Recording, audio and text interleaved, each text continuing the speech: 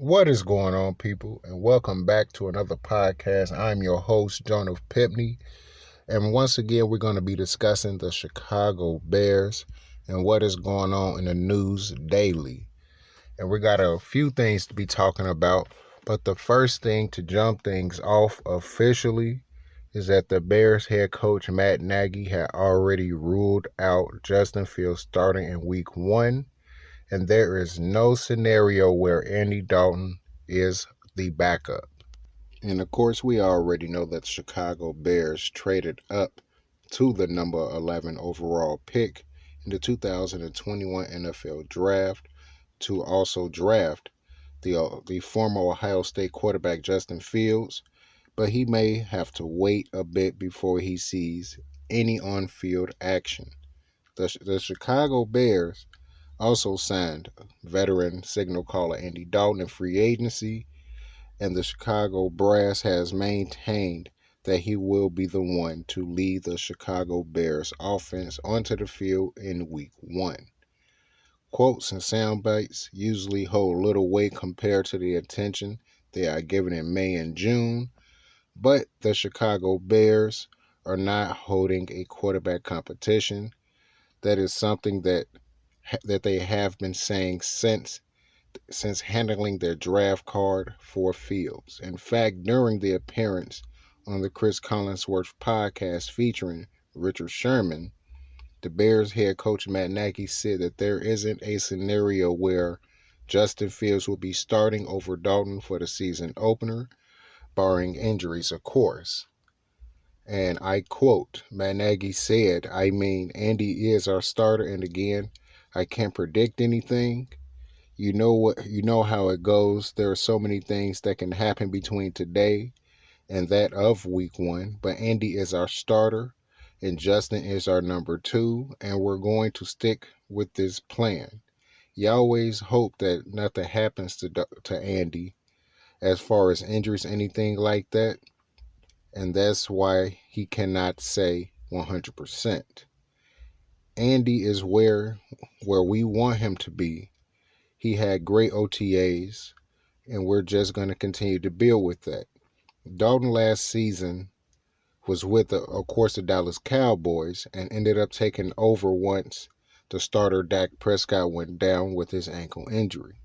In 11 games, played with 9 starts in 2020, Andy Dalton completed 64.9% of his passes for 2,170 yards, 14 touchdowns, and 8 interceptions, while posting a 4-5 record. Fields was a 2-time Big Ten Offensive Player of the Year in 2 seasons with the Buckeyes. He was also a Heisman finalist in 2019 and then led the Ohio State to the national championship this past season where they fell to Alabama. While he did impress some of his teammates with his big arm OTAs, looked like he will have to be patient for his chance to officially start for the Chicago Bears. And now, with my thoughts on that, well, shit. Unless Andy Dalton gets hurt or Justin Fields basically blows everyone out of the water during the preseason and everything else, and Andy Dalton seems to play just absolute terrible, Andy Dalton will be the starting quarterback going into week 1. Now, I did hear some reports that, of course, Andy Dalton threw 3 picks during practice, and Justin Fields made a few plays here and there, but a lot of guys did not talk about the simple fact that Justin Fields has had some minor problems, fumbling the snap. So that's probably one of the main reasons why Andy Dalton will be the starter. Not only that, but him also knowing Bill Lazor's offense. And the majority of his success came under Bill Lazor before Bill Lazor eventually left. And then after that, Andy Dalton's career seemed to have not been the same since then. So I can kind of see the picture of the reason why they're going with Dalton, because he already know the playbook, he already know the checkdowns and everything else, and he brought Justin Fields in to, of course, to eventually be the starter. But unless he is 100% ready, there is no reason to start him unless, the Bears is having a terrible season and they can just bring him in. And even then, if he's not 100% ready, the Bears will probably most likely neglect to bring him in and keep Andy Dalton as a starter. They're trying to basically recreate what Andy Reid did with the Kansas City Chiefs and, of course, Patrick Mahomes. But once again, I don't think that will be the case because, of course, Matt Nagy's job is on the line. If the Bears continue to slip in the standings this season, if they does not start off having a winning record, most likely we will be seeing Justin Fields play because, like I said before, this is the year for Andy Dalton to prove that basically Mitchell Trubisky was the reason why they weren't having a success, and it wasn't really just because of his non-coaching ass, just calling up ridiculous plays at the wrong situation and causing everyone on that offense to look mediocre at best. So once again, we're just gonna see how that pan out, and like I said, I will keep you updated on that as well. And now on to other news. If you haven't heard the possibility before, you're definitely hearing it now that the Chicago Bears might be leaving Soldier Field to move to Arlington Park over the probably the next few years, because right now they are trying to set a new proposal to see if they will move. Now today, of course, Tuesday was the deadline, and the new Bears Stadium remains a possibility at Arlington Park as the deadline arrives. Now, I'm going to read the story and just let you know about it. Tuesday is the deadline for proposals when it comes to what could be headed to Arlington Park. Developers and investors need to submit their offers to the owners of Arlington International Racecourse, where a new Chicago Bears stadium may be built. Currently, there are fewer than 10 prospective buyers who have made serious proposals on the table when it comes to sealing the deal. However, this, according to the village mayor, it is a soft deadline. What that means is if the owners of the property Churchill Downs isn't entirely satisfied with what's being offered, the redevelopment could kick down further down the road. The racetrack has been around for almost 100 years, with horse racing being a big part of its history, which understood at least a couple of the proposals put forth would like to keep that tradition alive. There have also been rumors for quite a while that the Bears could move out from the city from Soldier Field to Arlington Heights. But for now, no one can confirm or deny a possibility. But whoever scoops the deal, this will undoubtedly be a huge project. The Bears have not told us if it's not a possibility, it's always still on the table. And until someone's telling me different, I'm going to consider it a possibility, and we'd love to see them come here as well, said Arlington Heights Mayor Tom Hayes. Now, of course, what I think about that is Chicago, as a whole, I know is many things, but it's the Chicago Bears, not the Arlington Park Bears, not the Arlington Heights Bears. It's Chicago Bears. Why the hell would they be trying to move a goddamn stadium out of the city that is supposed to be put in and move it somewhere else? Now, I understood back like 18, almost 20 years ago, back in 2002, 2003, when the Bears was in Champaign, Illinois for that season. That was only because they was revamping and renovating Soldier Field then. With all the renovations and everything else that's been done to it, I still feel like there shouldn't be a reason for the Bears to leave Chicago and be 30 miles northeast, well, northwest, depending on where you coming from, to be in Arlington Park. That's not Chicago. So me personally don't feel like they should move. But many people say, but money talks and bullshit walks. So ain't no telling what people thinking about. You got some people. If you listen to the story, some people want the racetrack to stay there because it's been there for over 100 years, and some people want the Chicago Bears to move there because guess what? That means more money goes into the pockets of those investors and all the above, and the mayor's pocket, of course, and it also goes into the city's pocket as well of Arlington Park or Arlington Heights because they both basically connected together. And of course, it's going to bring way more people out there, and of course, that make it very lucrative for that area. So I can see why they would want to move it there. But like I said before, if it's a Chicago Bears, they need to stay in Chicago like it's supposed to be. But basically, we'll see where that go from there and hear about that over the next few years, whether it's going to be a done deal or not.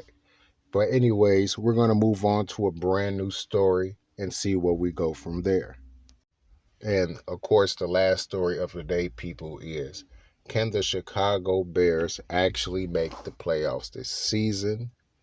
And of course, I'm going to start the story off right now. And the Chicago Bears squeezed into the playoffs back in January despite finishing in second place in the NFC North with an 8-8 record. Matt Nagy was able to pull this off despite issues at quarterback, which concluded with Mitchell Trubisky being moved onto the Buffalo Bills this offseason, just 4 years after the Bears took him ahead of Patrick Mahomes in the draft. The quarterback situation looks a lot stronger following a few new transitions in recent months, despite a failed attempt to trade for Seattle Seahawks Russell Wilson. However, the Chicago Bears is still only 4-1 to win the NFC North with Sports Betting Maine. This makes them third favorites, with Green Bay being 1-1 and the Minnesota Vikings being a 3-1 favorite, which I don't know how. Vikings is so fucking inconsistent, but I guess. With the 11th overall pick in this draft, Chicago, of course, took Justin Fields out of Ohio State. The highly rated youngster may have to wait his time for the starting role, though, as Nick Foles himself finds himself in competition with free agent signing Andy Dalton, a healthy competition. Let it be known that trading up for offensive tackle Tevin Jenkins out of Oklahoma State is a good move on paper. Many scouts have projected Jenkins to be taken in the first round, but ended up being the 39th pick in the draft.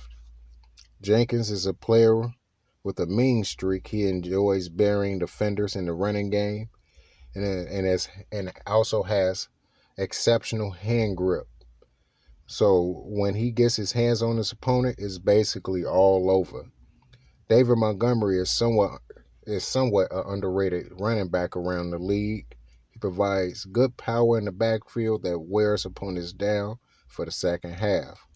Damian Williams also was picked up in free agency from the Chicago Bears after reaching the Super Bowl in both his seasons with the Kansas City Chiefs.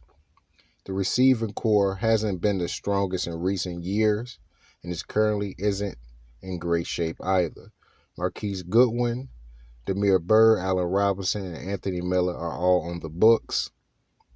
Nagy and his coaches may have gotten a steal in the sixth round of this year with Thomas Graham Jr. from the Oregon Ducks, which is a solid athlete who could be a starter at the slot corner as early as week 1. He has incredible instincts and is very engaged in the run game. Graham is technically sound and reliable in locating the ball, and Chicago is already strong in the quarterback role and should be definitely strong defensively again this season as well. Now, the biggest question of all, can the Chicago Bears reach the playoffs? The Green Bay Packers have reached the NFC title for back-to-back years, and should Aaron Rodgers extend his stay in Lambeau Field, then they will certainly be the team to beat in the NFC North in 2021. Surprisingly, they didn't make any big moves at receiver, allowing Julio Jones to join the Tennessee Titans after leaving the Atlanta Falcons. They had an excellent run game last season too. Minnesota has been a bit hit and miss in the recent seasons, like I've mentioned before.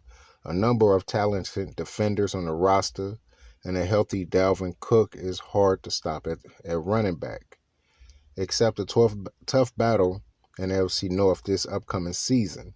Chicago has every reason to believe that they can make the playoffs, but it would be most likely via round quarter round.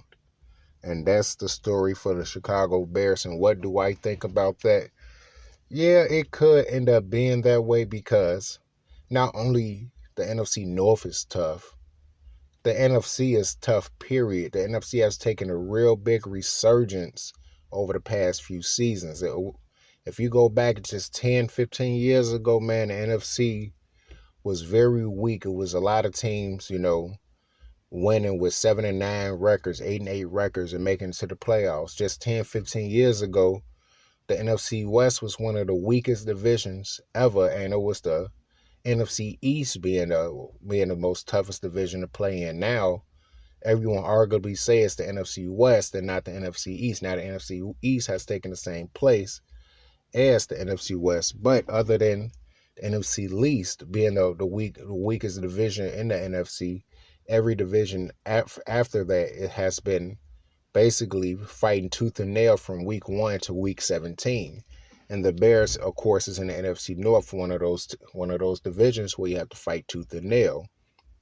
Now, like I said before, and like the story I just read has said that Minnesota has been hit and miss over the past few seasons.